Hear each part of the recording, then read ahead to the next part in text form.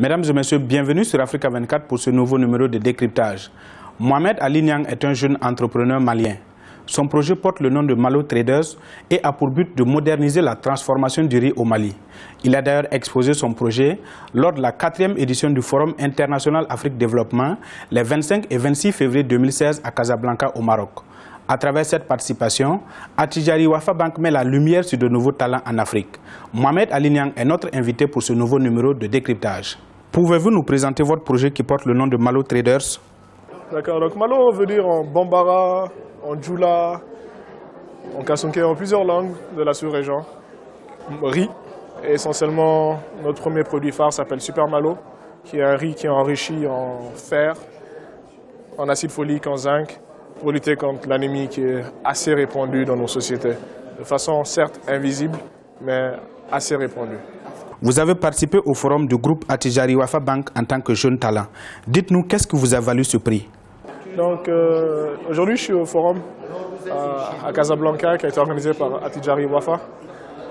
Je suis dans un programme qui s'inscrit dans le cadre de l'Afrique du génie, où la banque essaye de faire la promotion de jeunes entrepreneurs africains qui ont pour mission de créer de la richesse et aussi avoir un impact social positif sur le développement humain de nos sociétés respectives. Donc c'est un forum sud-sud, panafricain. Donc c'est dans ce cadre que s'inscrit ma participation. Pourquoi avez-vous choisi d'améliorer la transformation du riz au Mali? Lorsque j'étais étudiant, l'inspiration de travailler sur le riz est venue un peu de nos parents qui ont beaucoup œuvré pour la sécurité alimentaire en Afrique. Et quand on a eu le temps et l'expertise de pouvoir venir avec un concept d'idée, on s'est focalisé sur le riz. Pourquoi le riz spécifiquement? Parce que c'est une des céréales les plus consommées au monde, une des céréales les plus consommées au Mali et dans beaucoup de pays d'Afrique. Si on voulait atteindre un maximum d'impact possible, c'était en passant par le riz. Donc essentiellement le riz, pour la société Malo, c'est un véhicule pour lutter contre la malnutrition. Si c'était le maïs ou le sorgho qui était ce céréale ou cet aliment qui était le plus consommé, on n'aurait pas hésité à adopter une autre approche par rapport à cela. Quelle est la particularité de ce riz et d'où vient-il? Donc ça c'est du riz local, c'est pas du riz importé.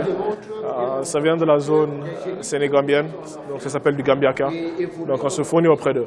Nous ne cultivons pas de riz, nous sommes une industrie, nous sommes dans la transformation, la fortification et la commercialisation du riz. On est comparatif au prix du marché. On sait que ce n'est pas assez accessible pour les plus démunis, mais dans ce sens, on fait pas mal d'efforts pour travailler en partenariat avec d'autres instituts qui peuvent nous permettre de baisser nos coûts de production ou d'offrir un genre de subvention aux personnes qui en ont le plus besoin, c'est-à-dire aux personnes qui sont dans des programmes de cantine scolaire, il y a un budget qui existe pour cela. Aux personnes qui sont déplacées ou qui sont réfugiées, il y a un budget qui existe pour cela. Nous, en tant qu'entreprise sociale, on est prêt à faire les efforts nécessaires pour vendre le produit au prix le plus bas possible, mais on reste une entreprise. Pour avoir notre indépendance financière, on ne peut pas vendre à perte aussi. Donc, un effort est fait à deux niveaux. Réduire les coûts de production et trouver aussi des personnes qui ont un budget pour le social, qui puissent prendre en charge la différence de prix qui est trop élevée pour les couches les plus démunies. Êtes-vous satisfait de participer à la 4e édition du forum du groupe d'Attijari Wafa Bank? Franchement, je suis heureux. Ça fait 5 ans que nous bossons sur ce projet. Et en général, ce qu'une start-up dit, c'est que les banques ne financent pas. Donc non, ce n'est pas encore fait financer par la banque, mais que la banque reconnaisse qu'il y a du talent, que la banque s'intéresse aux start-up, que la banque s'intéresse à l'entrepreneuriat, est un signe positif maintenant.